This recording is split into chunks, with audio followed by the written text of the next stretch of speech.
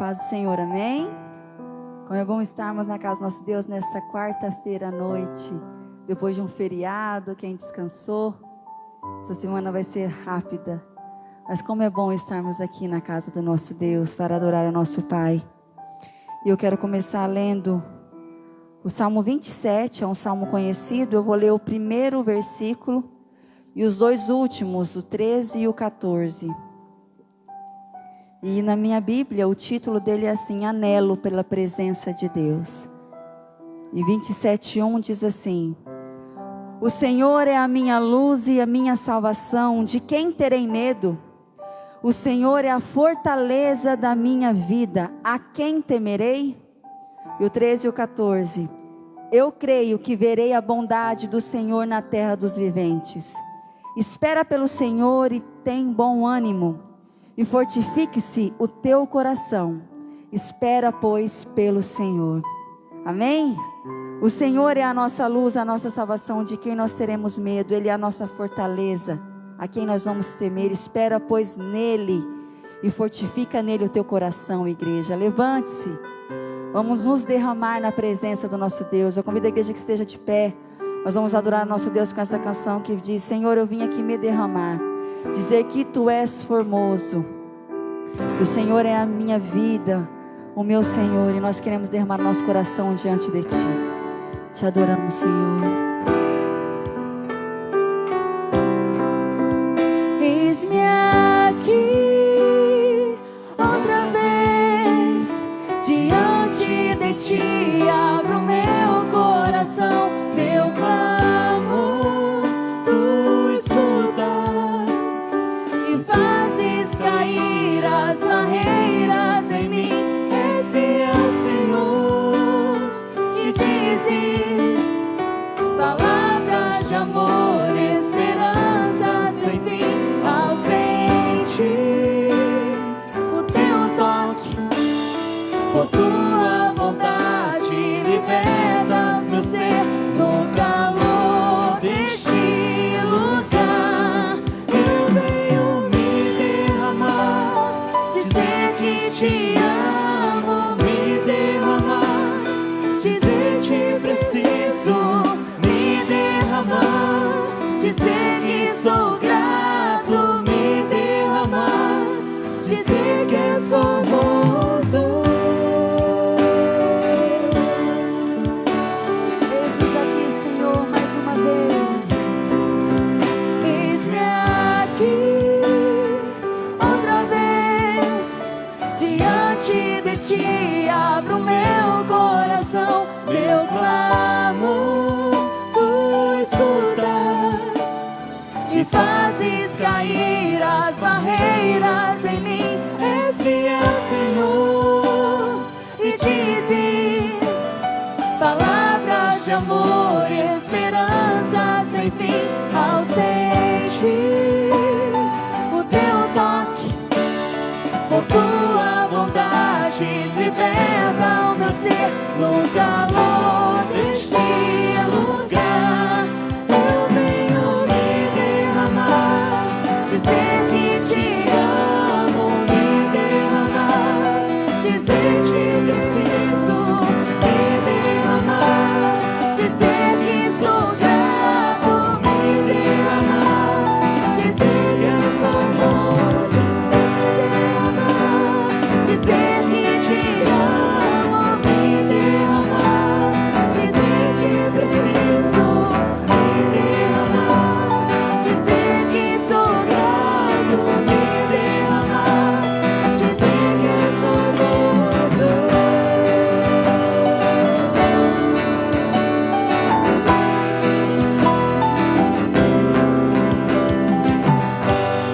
Aleluia, louvado é o nome do nosso Deus.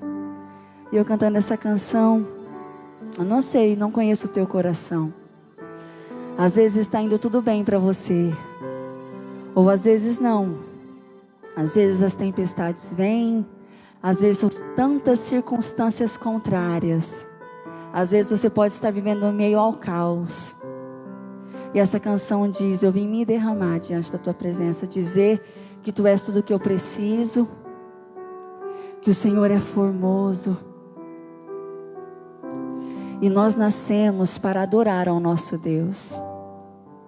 Dependente muito das circunstâncias em que vivemos, em qualquer circunstância, mesmo que esteja tudo bem, ou mesmo que não, a nossa vida é feita para adorar ao nosso Deus. Por isso nós nascemos, porque por Ele vivemos e nos movemos e existimos, para a honra e a glória do nosso Jesus, do nosso Deus. Então, mesmo que não esteja tudo bem, que você possa derramar o teu coração diante do Senhor, dizer: Senhor, eu vim para te adorar. Eu quero te adorar, ó Deus, com tudo que sou, com tudo que tenho, porque foi por isso que eu nasci. E quando nós sentimos esse toque do nosso Deus, como nós acabamos de cantar, não há lugar melhor do que estar na presença dEle. Quando você experimenta a presença verdadeira de Jesus, não há nada mais que te preenche, não há nada mais que te dá mais prazer do que estar na presença dEle, porque de mais precioso que há neste mundo, o que mais você já viveu, que foi mais prazeroso, não se compara à presença de Jesus. E Ele é simples, Ele é Cristo, Ele é Deus. E foi para Ele que você foi feito. Foi por Ele que Ele sonhou com você um dia. E te fez que você nascesse para a honra e a glória dEle. E eu te convido agora para se derramar totalmente a presença do Senhor com um coração quebrantado e contrito. O Senhor não despreza. Diga a Ele: Senhor, eu vim para te adorar, porque foi para isso que eu nasci. Amém?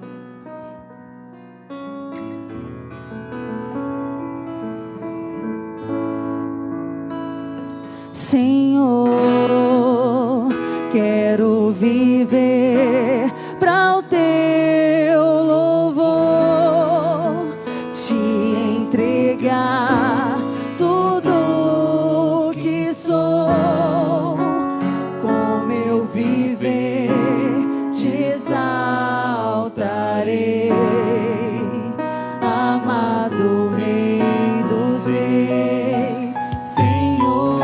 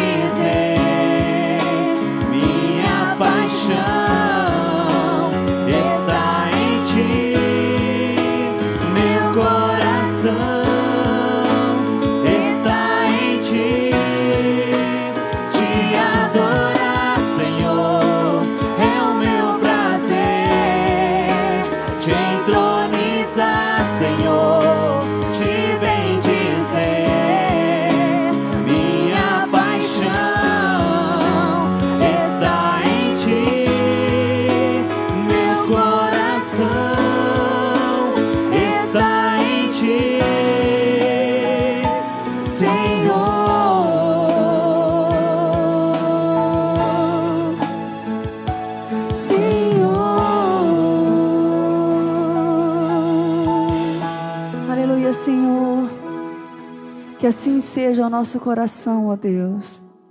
A nossa paixão em Ti, o nosso coração em Ti, ó Pai. Que possamos viver em santidade para o Teu louvor. Buscando viver, ó Pai, para a Tua palavra, Senhor Jesus, em qualquer circunstância. Viver para o Teu louvor, ó Deus. Estamos aqui, ó Pai, para nos derramar diante da Tua presença, ó Deus. Dizer que precisamos de Ti, que o Senhor é o nosso Deus, que o Senhor é o nosso louvor, que o Senhor é a razão da nossa vida, ó Pai. Por isso estamos aqui, porque o Senhor nos escolheu e nos amou primeiro, ó Deus. Muito obrigado, ó Pai, pelo Teu amor. Muito obrigada pela Tua graça, ó Deus. Obrigada, Senhor Jesus, pela Tua misericórdia, pela Tua paz que excede todo entendimento. Obrigada, Senhor Jesus, porque o Senhor nos escolheu, ó Pai. E o Senhor habita em nós e nos tornou filhos do Senhor, ó Pai. Muito obrigada, Senhor. Louvado é o Teu nome, Paizinho. Em nome de Jesus, amém. Convido a igreja para que esteja sentada e passo a palavra para o pastor.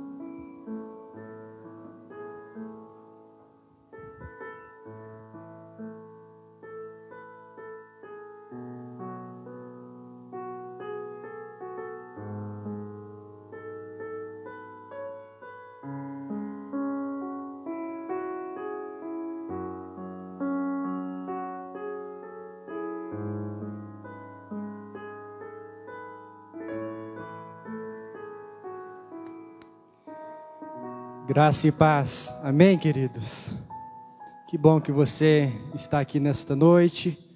Eu quero louvar a Deus por aqueles que estão conosco, também através das redes sociais. Que Deus abençoe grandemente a sua vida, a sua casa.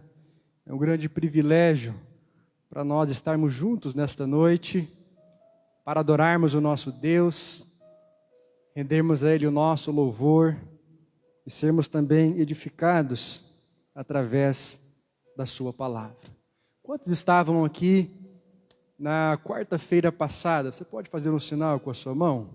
Glória a Deus. Muitos irmãos estavam aqui quando nós iniciamos um estudo, uma reflexão no texto do Evangelho de João, capítulo de número 6, passagem bíblica que nos mostra Jesus andando sobre as águas. Quero convidar você para que abra sua Bíblia nesse texto da palavra de Deus, Evangelho de João, capítulo de número 6.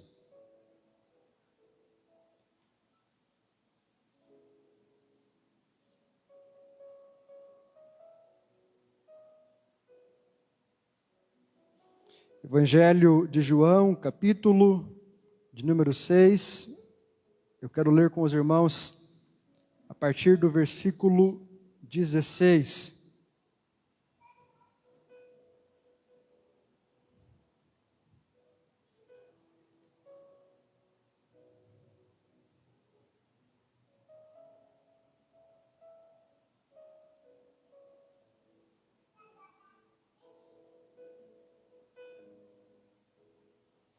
Hoje eu quero convidar os irmãos para olharmos para esse texto da Bíblia Sagrada sobre a perspectiva da fé. O que esse texto, meus irmãos, nos ensina a respeito da nossa crença em Deus e como nós muitas vezes nos comportamos de formas diferentes diante da crise. Cada um de nós tem uma maneira específica de agir e de encarar a provação. Há pessoas, meus irmãos, que, por exemplo, no dia da provação, elas oram mais. Há pessoas que, no dia da tempestade, da luta, da adversidade, elas buscam mais a Deus. Elas têm uma espécie de uma vontade natural que vem de dentro para fora, de estar falando com Deus, de estar lendo a sua palavra, de estar meditando nos seus ensinamentos. Creio que já compartilhei com os irmãos algumas vezes que um dos períodos em que eu mais li a Bíblia Sagrada, não para pregá-la, mas para a minha edificação pessoal foi quando, dos meus 18 para 19 anos, eu enfrentei uma grave e uma séria depressão. E naquele momento, queridos, eu lia a Bíblia com sede, com vontade, que talvez nunca antes na minha história eu tinha tido. E orava com fervor, com desejo de se alimentar daquilo que Deus tinha e tem para a minha vida, através da sua palavra. Então há pessoas que no dia da crise, no dia da tempestade, elas oram mais. Elas buscam mais a Deus. Elas querem estar mais próximas de pessoas que também confiam na graça de Deus. E que têm uma palavra espiritual, uma palavra de fé para orientá-las. Mas há de um outro lado, queridos, pessoas que não têm esse mesmo comportamento.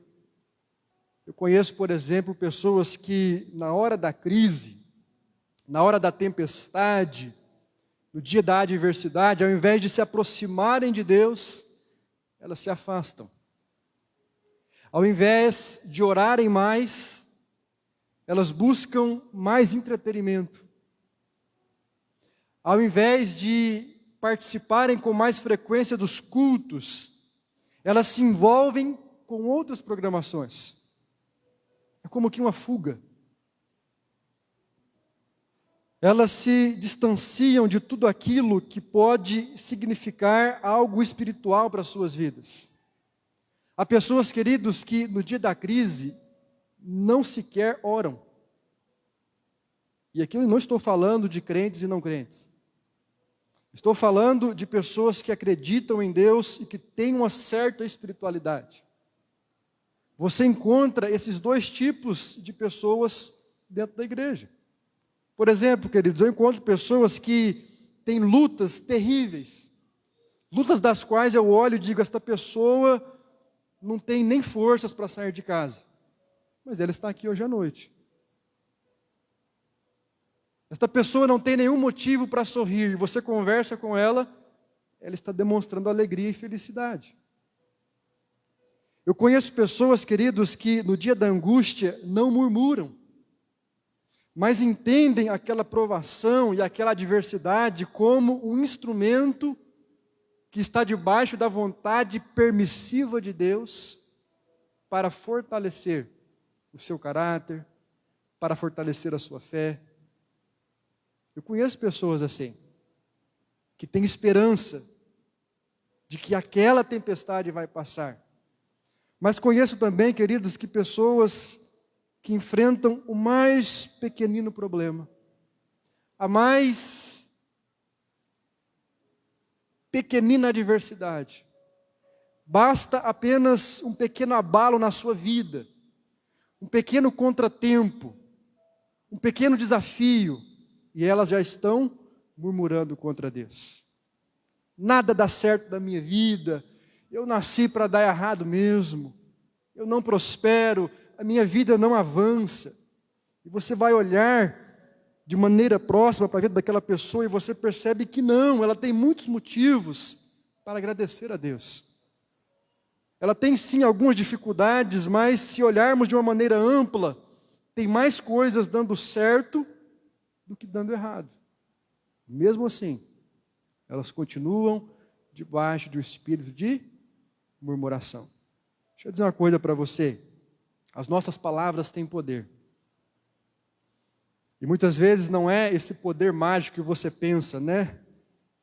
Aparece um carro, pronto, vai aparecer. Não é isso que eu estou dizendo. O poder das suas palavras não está na magia. Não é porque você fala que vai acontecer, não é isso.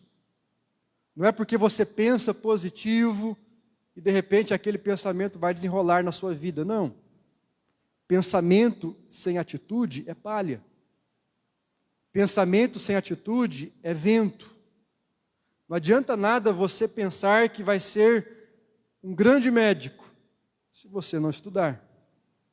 Não adianta nada você pensar que a sua família vai ser abençoada, o seu casamento vai ser próspero, o seu lar vai ser um ninho de harmonia, mas se você não renunciar os seus pecados, se você não entrar num tratamento espiritual com Deus na sua vida, na vida do seu cônjuge, se não houver diálogo, cumplicidade, unidade, renúncia, domínio próprio. Ou seja, não é porque a gente declara algo que aquilo acontece automaticamente. Mas as palavras têm poder, queridos, porque primeiro elas abrem brechas espirituais. Quando você fala algo, você está conferindo ao mundo espiritual autoridade para agir sobre a sua vida. Por isso, queridos, que um glória a Deus tem muito poder.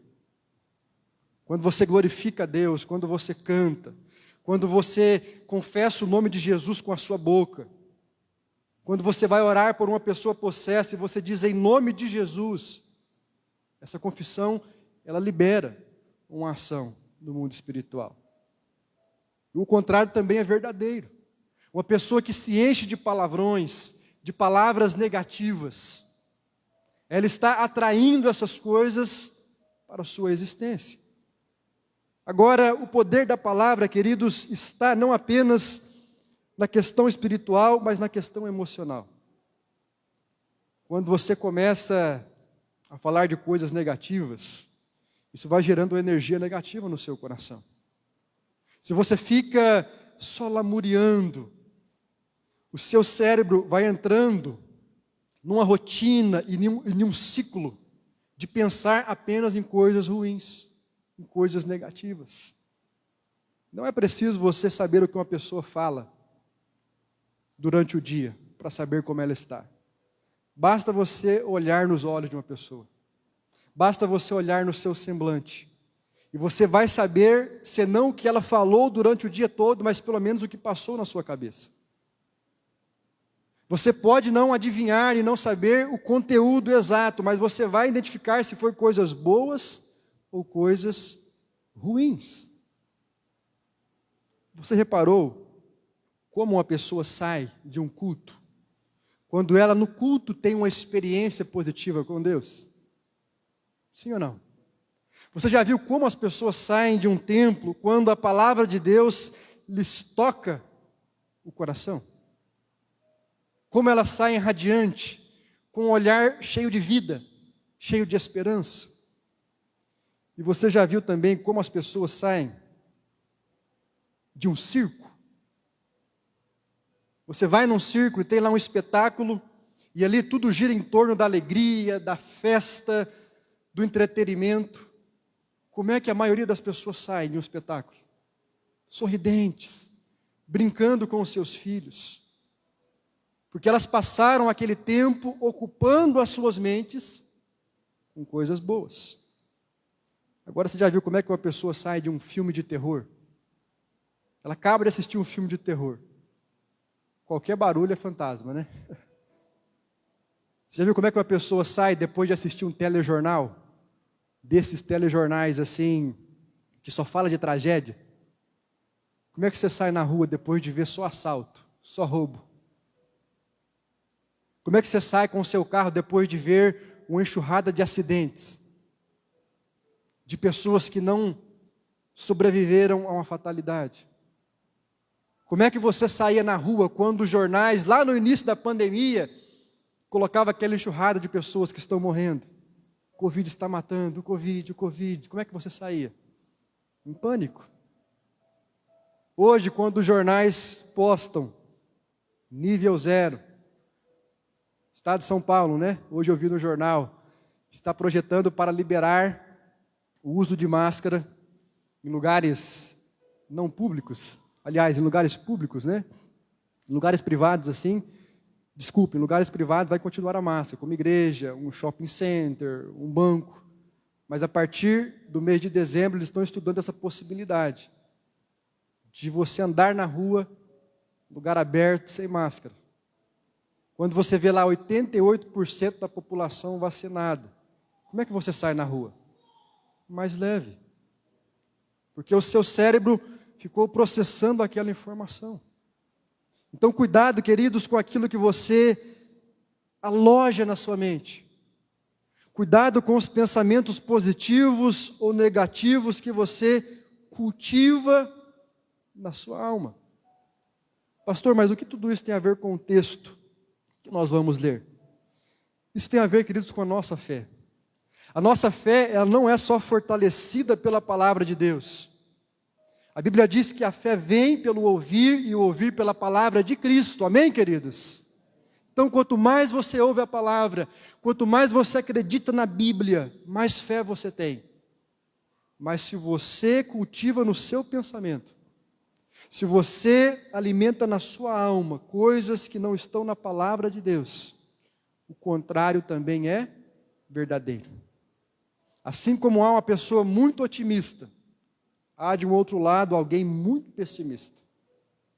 Assim como há alguém muito radiante, cheio de fé de um lado, há outra pessoa murmuradora e negativa de outro. A grande questão está: o que você coloca na sua mente? Que semente você planta no seu cérebro, na sua alma? Já pensou no poder da semente? Quando você planta uma semente na terra, né, você planta uma semente de jatobá. Acho que todo mundo conhece uma árvore de jatobá. É uma árvore do nosso cerrado. E ela é uma árvore frondosa, que dá um fruto, né, enorme assim, que alimenta vários animais do cerrado. Vários animais. E é engraçado que a semente dela é apenas uma pelota assim, ó, pequena, pelo tamanho da árvore. E dentro daquela semente, quando você pega ela, você não imagina que há todo o potencial de um arvoredo daquele tamanho. Por quê, queridos? Porque a semente é assim. A semente parece algo insignificante, mas quando você coloca ela numa terra fértil, e você aduba, e você rega, essa semente faz o quê? Germina, cresce, se desenvolve, e depois produz os seus frutos. Às vezes você vê uma pessoa deprimida, o que foi aquilo? Foi uma semente. A depressão não nasce da noite para o dia. Às vezes você vê um casamento destruído, o que foi aquilo? Foi uma semente. Que começou lá atrás. Uma semente negativa, uma semente do ódio, uma semente da falta de diálogo, talvez uma semente da infidelidade, da insatisfação. Começa assim, queridos, pequena.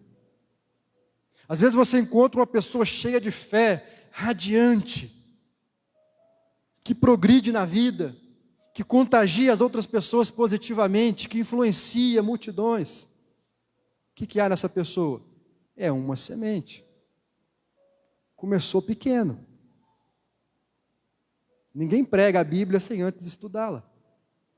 Ninguém vira um advogado sem antes ler muitos livros. Ninguém aprende sem errar. Ninguém aprende a andar de bicicleta se não ralar muitas vezes o seu joelho. São sementes. A grande questão, queridos, da nossa vida, hoje se fala muito, né, em sucesso. Esse conceito de sucesso é muito pobre. Muito pobre. Jesus, a Bíblia diz que Ele veio para nos dar vida e vida em abundância. A vida abundância é quando você transborda em todas as possibilidades que Deus te criou para ser e para fazer. Vida abundância não tem a ver com ser milionário. Vida abundante não tem a ver com ser famoso. Vida abundante tem a ver com ser frutífero. Você dá fruto? Você alimenta pessoas com a sua vida? Materialmente falando? Espiritualmente falando? Sai da sua vida algo que contribui para o progresso emocional, espiritual e econômico de outras pessoas? Se não, você não precisa nem me dizer. Há uma infelicidade no seu coração. Há uma infelicidade na alma daquele que não colabora, que não promove a vida de ninguém. Grave uma coisa com você. Quem só recebe e não dá, morre. Estou falando de dinheiro. De dinheiro também. Mas quem só recebe, quem só quer sugar, quem só pensa eu, mim, quem não conjuga nada no plural, tudo é singular, essa pessoa vai morrer, ela vai atrofiar. O Mar Morto, não sei se você conhece, mas o Mar Morto dizem que é um mar que só recebe. Ele só recebe água de outros mares, de outros lugares. E a água do Mar Morto, ela não deságua, ela não sai dele. Por isso lá não há vida. A água do Mar Morto, ela é por demasiadamente salgada. Porque ele só é um canal de receber, mas não de vazar, de não promover vida sobre outras pessoas. A Bíblia diz, queridos, que o crente, do seu interior fluiriam rios de águas vivas. Do interior do crente deve fluir coisas, palavras, emoções, sentimentos que fazem as outras pessoas viverem como ele. Se você não influencia ninguém positivamente, você está fadado a morrer espiritualmente, a morrer emocionalmente. A vida, querido, só faz sentido quando nós encontramos o nosso propósito. Encontrar o propósito é muito mais do que encontrar a profissão. Encontrar o propósito é muito mais do que você encontrar uma pessoa para se casar com ela. Encontrar o propósito é você saber que Deus te criou para a sua glória, para a sua honra e para o seu louvor. Domingo passado nós falávamos sobre isso, que tudo começa em Deus. Paulo vai dizer em Romano que tudo é por Ele, para Ele, e por meio dele são todas as coisas. Pastor, qual que é o problema da nossa cultura? A nossa cultura é antropocêntrica. A nossa cultura é idolátrica de si mesmo. A nossa cultura é hedonista, ou seja, o homem cultua os seus prazeres. Está todo mundo, queridos, tentando se beneficiar, está todo mundo tentando ser feliz, está todo mundo tentando encontrar a bola da vez, inclusive na religião. As pessoas quando vão para a igreja, salvo as exceções, é claro, não são todos, mas muitos vão perguntando o que esta igreja pode me oferecer, o que este Deus pode me dar, o que esta fé vai acrescentar de recompensador na minha vida. Poucas pessoas perguntam o que eu posso doar para Deus, o que eu posso ser, aonde é que eu posso ser mais influente, abençoar mais pessoas, a começar da minha casa, da minha esposa, dos meus filhos. Poucas pessoas, queridos, pensam assim. E está tudo na Bíblia, né? A Bíblia diz que melhor é dar do que receber. É melhor doar do que precisar de doação. É tão simples isso, queridos.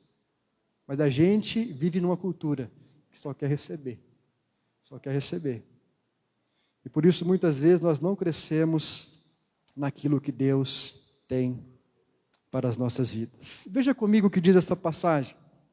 Jesus está tentando ensinar os discípulos esta fé bíblica, esta fé que se doa, e não apenas esta fé que tenta extrair as coisas de Deus. E no capítulo 6, versículo 16, olha o que diz a palavra.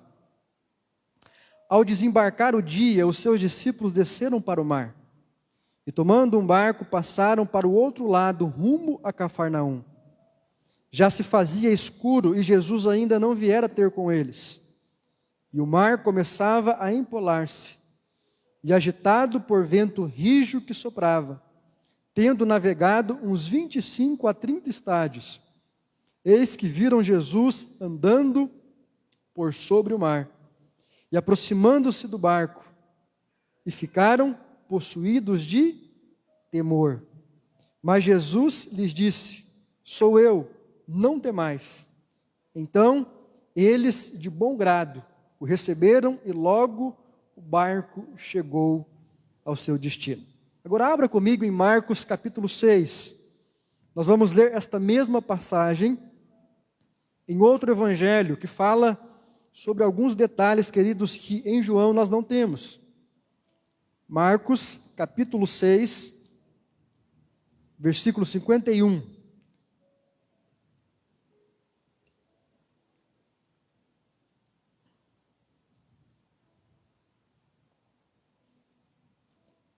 Marcos capítulo 6, versículo 51.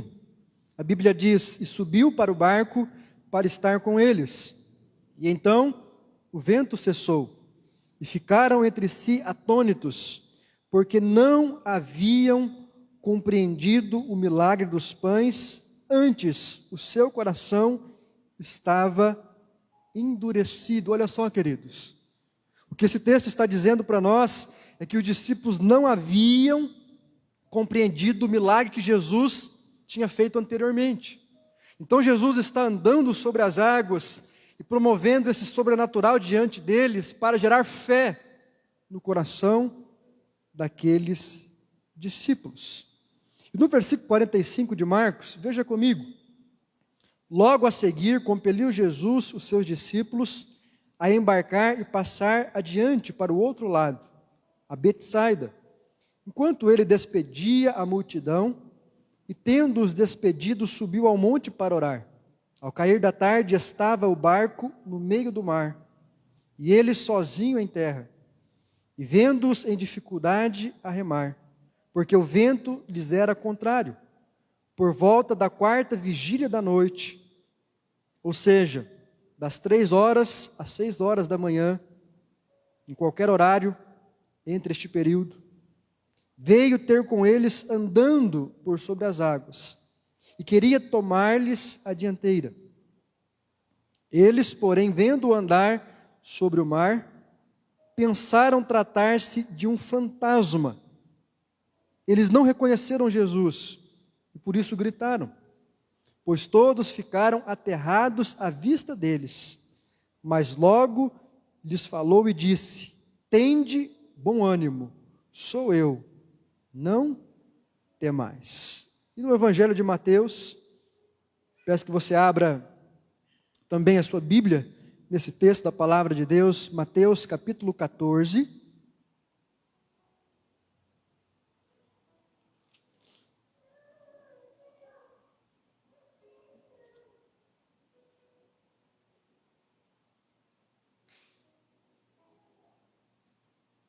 Versículo de número 27.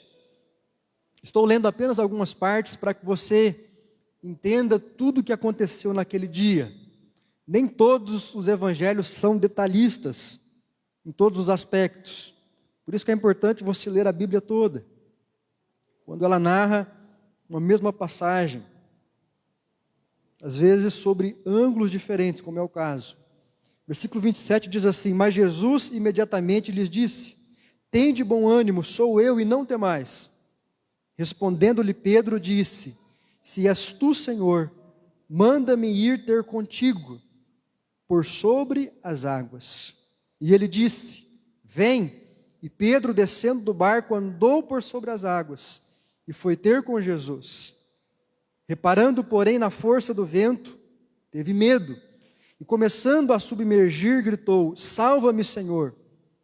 E prontamente Jesus, estendendo a mão, tomou e lhe disse: homem de pequena fé, por que duvidastes?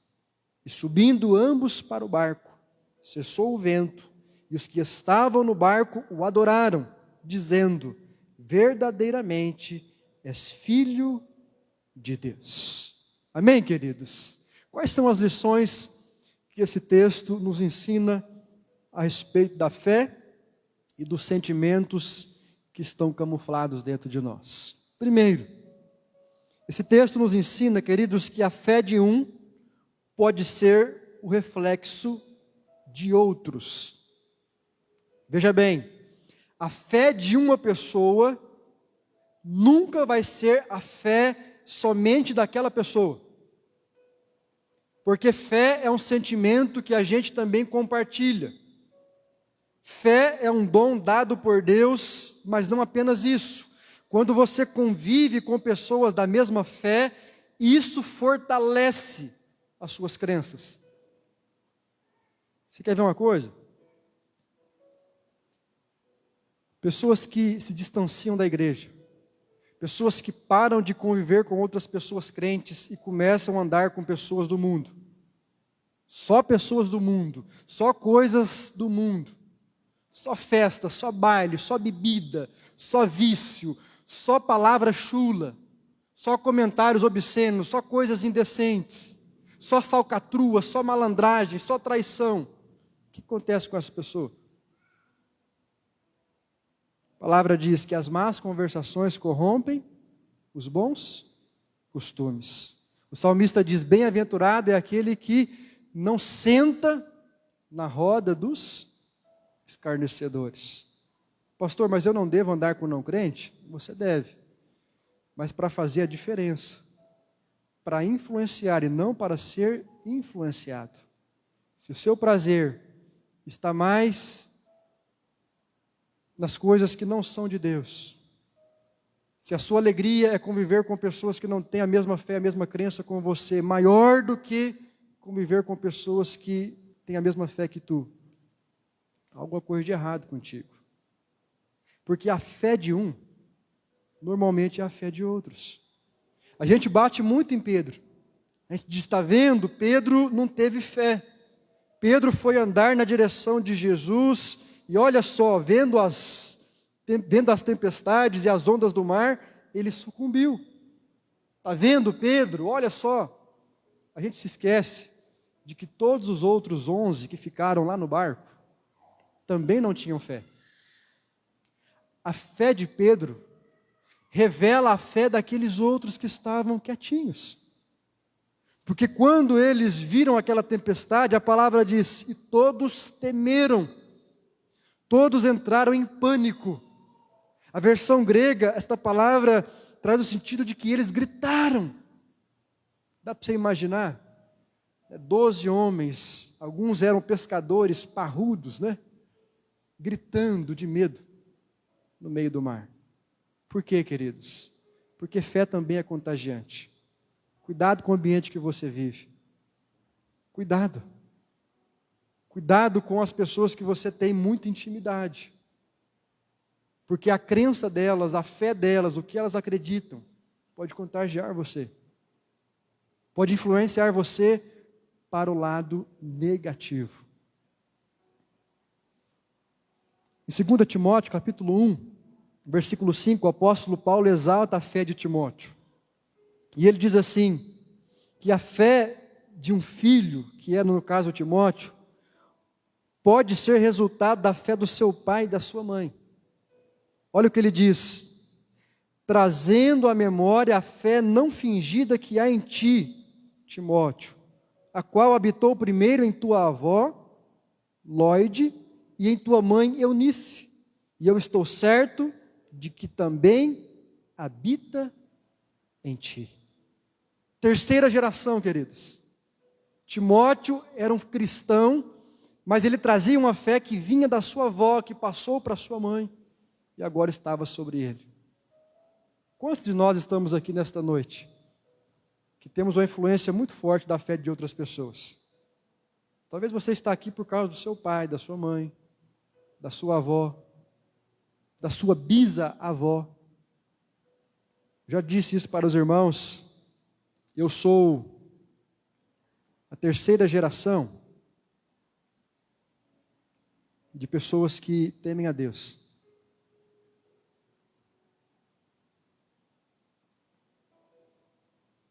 Se for contar da minha bisavó, a quarta, né? A minha bisavó, dona Etelvina Guimarães, o meu bisavô, seu Benedito Guimarães, temiam a Deus. Me lembro de ouvi-lo poucas vezes cantando o hino da harpa. Ele faleceu, eu era muito menino, muito pequeno. A minha avó é uma mulher temente a Deus. A minha mãe é uma mulher temente a Deus. Eu tenho procurado ser um homem temente a Deus. Tenho ensinado a minha filha, percebe? A proximidade de pessoas, a fé de outras pessoas pode contagiar você. Cuidado com quem você anda. Cuidado com aquilo que você ouve. Isso pode fazer com que você prospere ou que você recue. Segundo, as provações da vida revelam sentimentos que estão camuflados dentro de nós. Meus irmãos, nada é mais abençoador para revelar a nossa alma do que uma provação. Quando está tudo bem, a gente consegue camuflar. Quando está tudo bem, a gente consegue usar máscaras. Mas quando a aprovação bate na nossa porta, a gente revela quem de fato nós somos. Se quer conhecer o seu cônjuge, vocês têm que passar por algumas crises juntos. Porque se vocês se casarem e tiver tudo certo, não tiver faltando nada, nunca ficar doente, nunca faltar dinheiro, nunca nada, tudo certinho, vocês nunca vão conhecer um ao outro. A gente só conhece a outra pessoa quando a gente passa por uma tragédia junto com ela. Por isso que a Bíblia diz que em todo tempo se faz um amigo, mas na angústia você faz um irmão. É na angústia, é na provação que você não só reconhece quem é os seus grandes amigos, mas você tem o poder também de revelar quem de fato você é. Terceiro, muitas provações são livramentos de Deus na nossa vida, a gente nem percebe. Talvez você entrou aqui hoje à noite murmurando e reclamando de algo que não está dando certo na sua vida. E você diz assim: pastor, isso é uma tragédia. Pastor, isso é algo negativo. E eu pergunto para você, será? Você consegue discernir todos os propósitos de Deus? Você consegue discernir a mente de Deus? Você consegue ver todos os caminhos que Deus tem para a sua vida? É claro que não, queridos. Assim como os discípulos também não entenderam. Porque se você prestar bem atenção, lá no texto de João, a Bíblia diz, em outros textos também, que aquela multidão queria aclamar Jesus como rei. E como Jesus sabia que não era a hora de morrer, de ir para a cruz, ele então foge daquela multidão, ele manda os discípulos para o outro lado, ele vai para o monte orar, para despistar aquele grupo de pessoas. Porque ele sabia que se ele fosse aclamado como rei naquele momento, ele morreria antes da hora. E não só isso, mas ele colocaria a vida dos discípulos também em risco.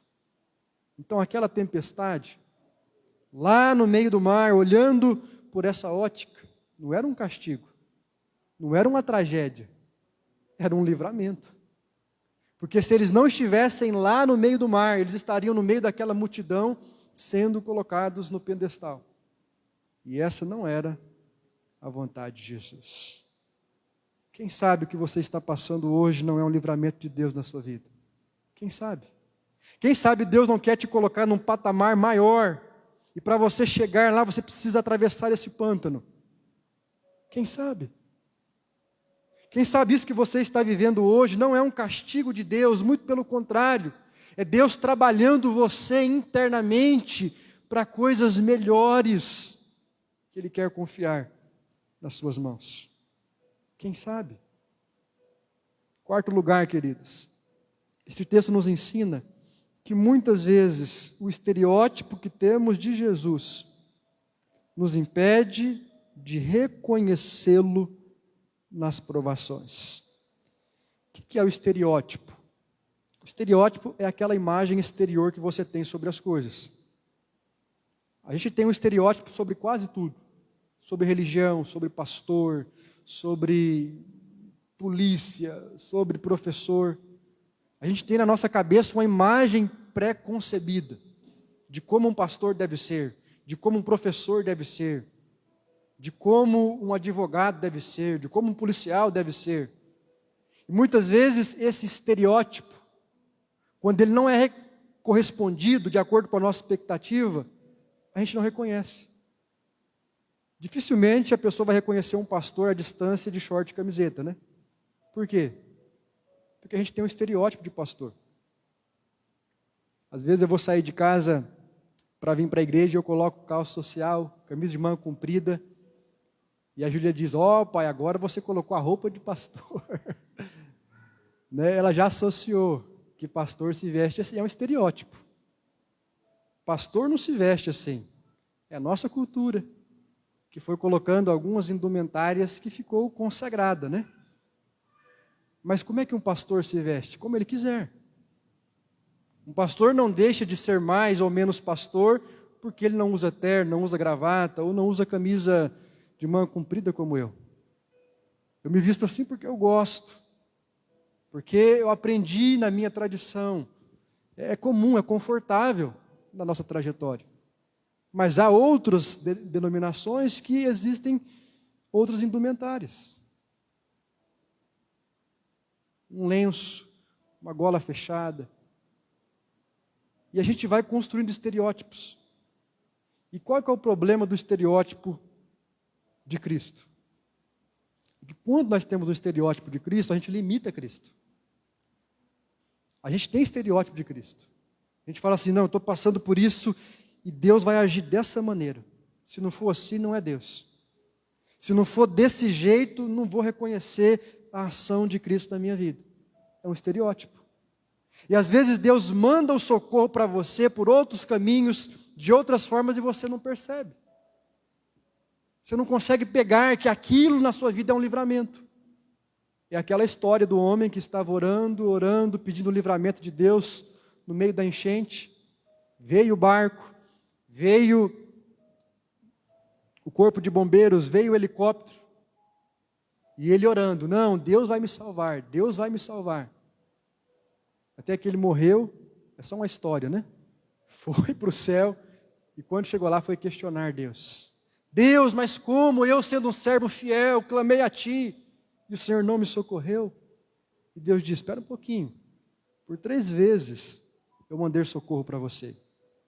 Mandei o barco, mandei aquela lancha com os bombeiros, mandei a corda com o helicóptero, e você as renunciou. Você não identificou nelas o meu livramento. Sabe uma coisa que eu aprendo com isso, queridos? Que não tem como você ajudar uma pessoa que não se ajuda. Eu recebo dezenas de pessoas no meu gabinete, visito pessoas fora da igreja. Elas mandam mensagens no meu WhatsApp, pastor, o senhor pode orar na minha casa? Eu não conheço, manda o seu endereço. Eu não sei quantas pessoas eu já conversei, já aconselhei. A pergunta é, por que algumas mudam de vida, por que algumas crescem, amadurecem e outras não? Porque há pessoas que não se ajudam. Há pessoas que acham que é tudo na magia da oração, daquele momento instantâneo. E não é. A oração tem poder, a oração quebra cadeias, a oração impede as trevas, ela fortalece a pessoa. Mas a oração, queridos, ela é apenas uma porta que se abre, você precisa entrar, você precisa caminhar, você precisa fazer por onde. Você precisa renunciar a algumas coisas. Um casamento não muda só com oração. Uma pessoa não aprende a lidar com o dinheiro só com oração. Às vezes a pessoa tem que cuidar da avareza, tem que cuidar da mesquinhez. Não adianta você orar, seja próspero, multiplique o meu celeiro, aumente o meu salário. Mas você não faz a sua parte. É difícil, ou eu diria é impossível você ajudar alguém que não se ajuda e que não quer, portanto, ser ajudado. Cuidado, querido, para você não negar a ajuda de Cristo na sua vida, porque você construiu uma imagem, um estereótipo de Deus. Não, pastor, se não for assim, se não for desta pessoa, se não for deste lugar, eu não aceito. Você pode ser igual aquele religioso que renegou a ação de Deus 3 vezes sobre a sua vida. Os discípulos queriam o quê? Que Deus descesse do céu, que Deus falasse em voz audível. Não, mas eles tiveram que crer que era Jesus, à distância. E eles não creram. O estereótipo de Jesus não estava fazendo sentido com aquela cena. Aliás, eles identificaram a ajuda que era Jesus como um fantasma. O que você faz com um fantasma? Você quer distância, não é? E às vezes tem gente aqui que está desse jeito. A ajuda está aí do seu lado. E você está dizendo, não, eu quero distância. A ajuda está na sua casa, está na sua família, está na sua igreja. Você está dizendo, não, Deus não é assim, eu não estou pedindo isso. Nunca falei assim com Deus, por isso não aceito esse auxílio. Difícil coisa, querido. É ajudar Alguém que não quer ser ajudado. A boa notícia que eu tenho para dizer para você é que Jesus nunca desiste de nós. Quando eu leio a Bíblia, queridos, eu vejo esses discípulos não eram homens especiais. No que diz respeito à maturidade de fé, não eram homens especiais no que diz respeito à letra, à ciência, à sabedoria, eram homens simples. Alguns pescadores, que não sabiam nem ler e nem escrever. Eram homens que às vezes demonstravam uma difícil compreensão. Jesus ensinava por parábolas, por historinhas, e eles não compreendiam. Mas Jesus jamais desistiu deles. Jamais. E por isso eles foram o que foram. Tirando Judas, 11 discípulos de Jesus. Depois entra Matias. Mas que mudaram a história. Que revolucionaram o mundo. Por quê? Porque receberam nos seus corações a semente da fé. Eles foram reprogramados. Deixaram toda aquela casca grossa da religião, da cultura que eles viviam, para acreditar nas palavras que Jesus Cristo havia pronunciado a respeito deles. O grande desafio nosso, queridos, é olharmos para Deus e acreditarmos no que Deus diz a respeito de nós. Uma vez eu vi um grupo de jovens, não sei se foi numa camiseta, algum dizer do tipo: eu sou o que a Bíblia diz que eu sou. Eu posso fazer o que a Bíblia diz que eu posso fazer. É assim que tem que ser a sua vida. Você não tem que pensar, não, mas eu venho de uma família, não, mas a minha história, não, mas meu casamento, já tentei várias vezes. O que a Bíblia diz sobre você? Se você não acreditar no que Deus diz sobre você, você jamais terá fé. Um teólogo, analisando esta passagem bíblica, eu quero concluir com esta declaração. Ele diz que Pedro, quando está caminhando na direção de Jesus, ele não só deixou de crer em Jesus, mas ele deixou de crer também nele. Ele não só deixou de acreditar em Jesus ao olhar as ondas do mar, mas ele deixou de crer que ele podia, sobre a palavra de Jesus, continuar pisando sobre as ondas. Não é só fé em Jesus. Primeiro, a fé é em Jesus. Mas você precisa ter fé naquilo que Jesus diz a respeito de você. Se você pode, Pedro, andar sobre as águas, você tem que crer que você pode. Você tem que crer que você tem essa capacidade dada por mim. Eu sou o que a Bíblia diz que eu sou. Eu tenho aquilo que a Bíblia diz que eu tenho. Eu posso fazer aquilo que a Bíblia diz que eu posso fazer. Pastor, mas eu sou pequeno, eu também sou, desse tamanhozinho. Pastor, eu sou fraco, eu também sou muito fraco.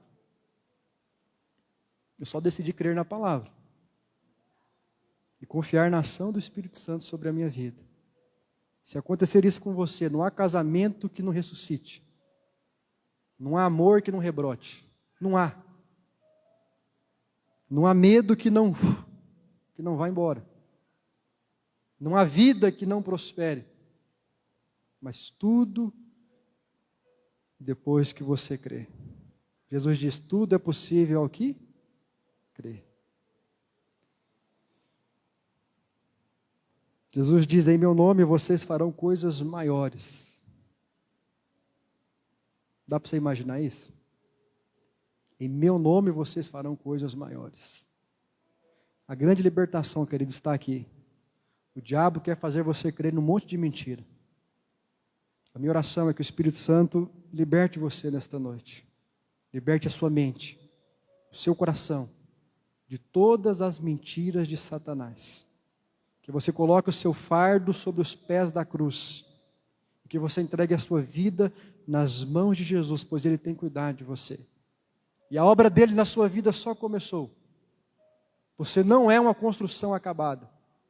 Paulo diz lá em Filipenses capítulo 1, versículo 6, aquele que em nós começou uma boa obra, vai completar até o dia de Cristo Jesus. Falta muito ainda. Falta muito. Não desista.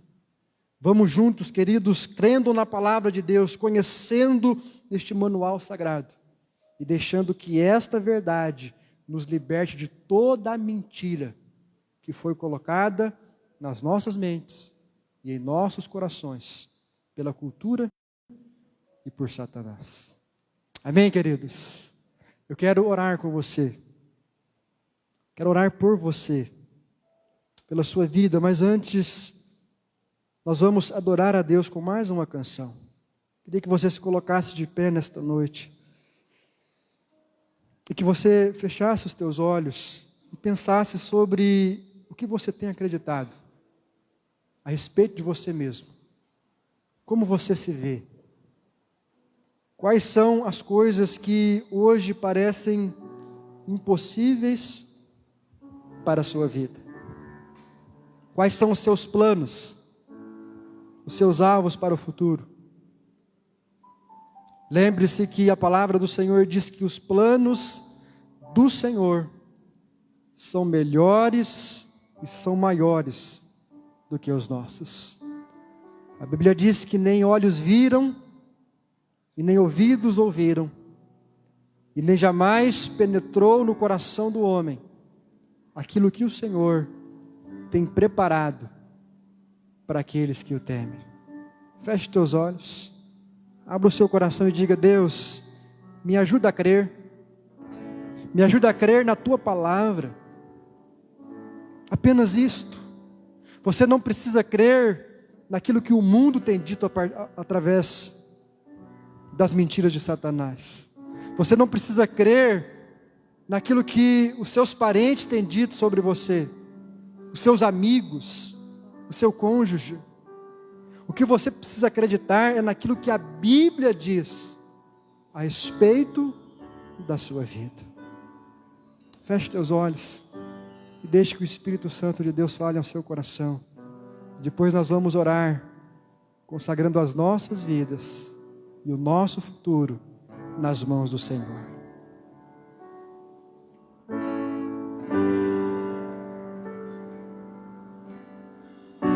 Tua voz me chama sobre as águas, onde os meus pés podem falhar.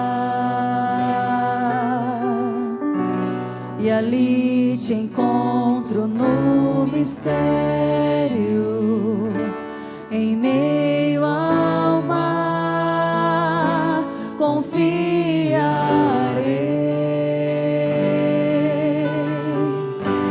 e ao teu nome clamarei, e além das ondas olharei. Se o mar crescer, somente em ti descansarei, pois eu sou teu e tu és meu.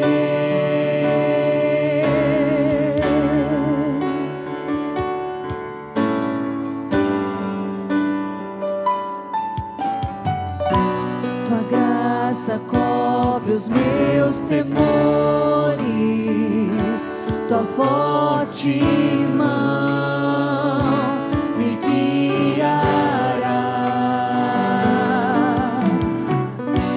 Se estou cercado pelo medo, tu és fiel, nunca vais falhar. E ao teu nome clamarei, e além das ondas olharei.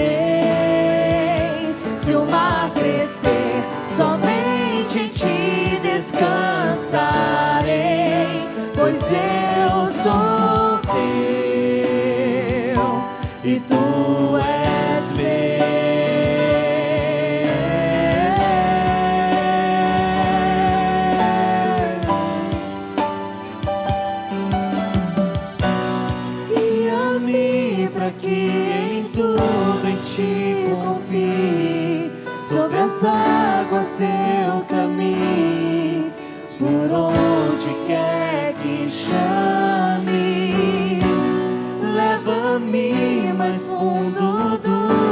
já estive, e minha fé será mais firme, Senhor, em tua presença.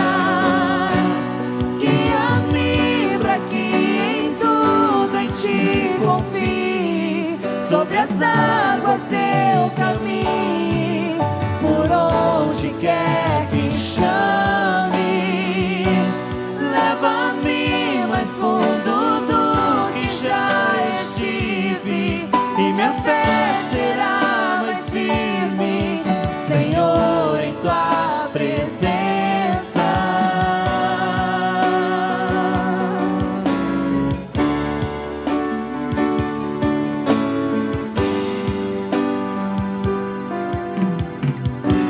E ao teu nome clamarei,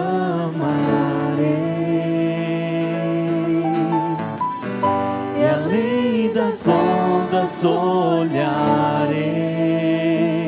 Se o mar crescer, somente em ti descansarei, pois eu sou teu e tu és meu.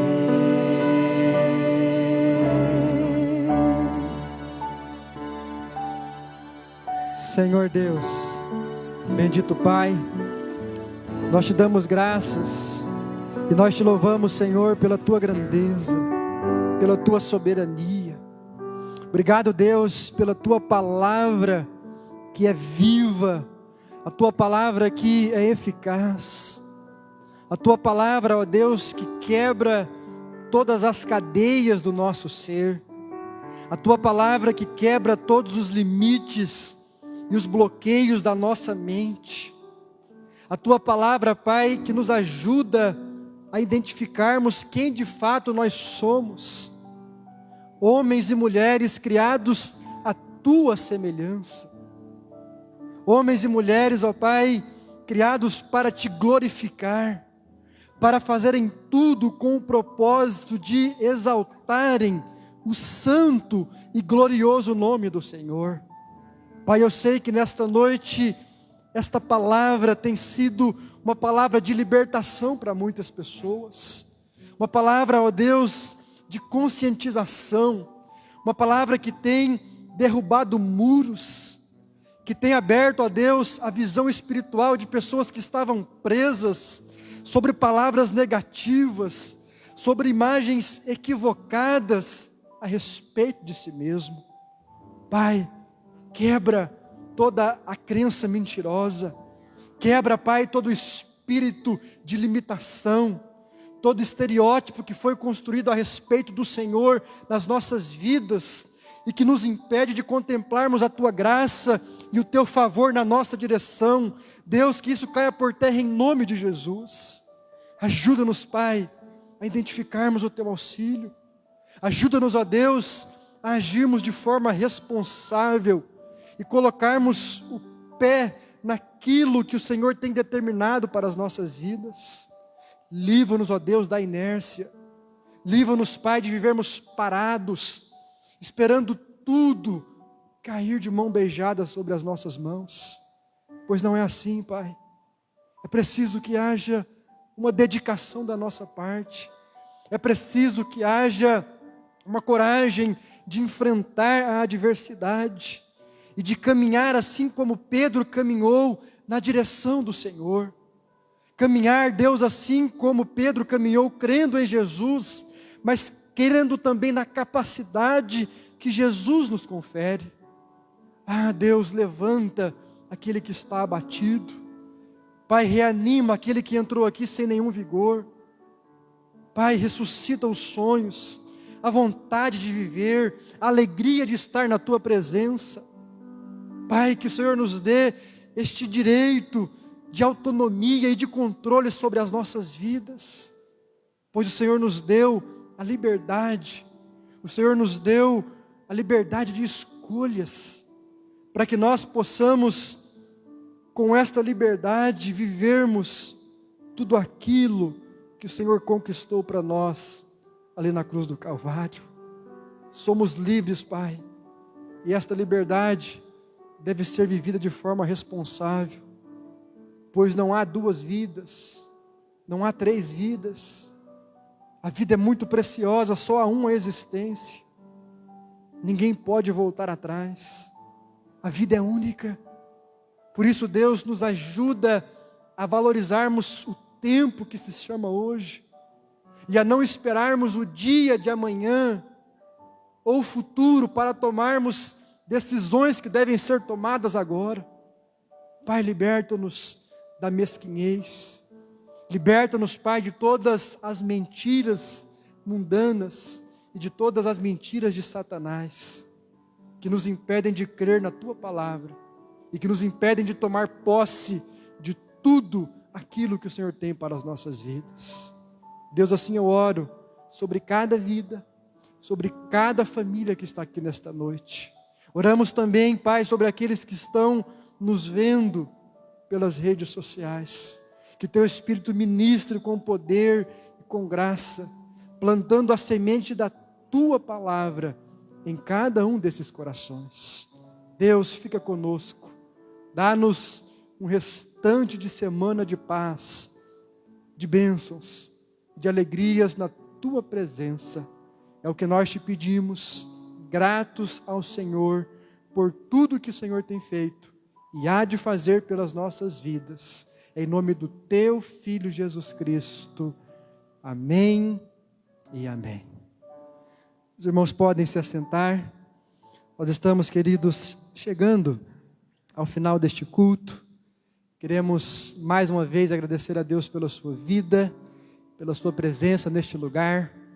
Que Deus abençoe grandemente você, a sua família, e que você possa estar conosco também no próximo domingo. Às 9 horas da manhã temos a escola bíblica dominical e às 19 horas teremos então o nosso culto de celebração. Creio que Deus tem algo especial para falar ao seu coração durante esses próximos dias. Feche teus olhos, você que pode, abaixa a tua cabeça e assim com oração silenciosa nós estaremos encerrando o culto desta noite.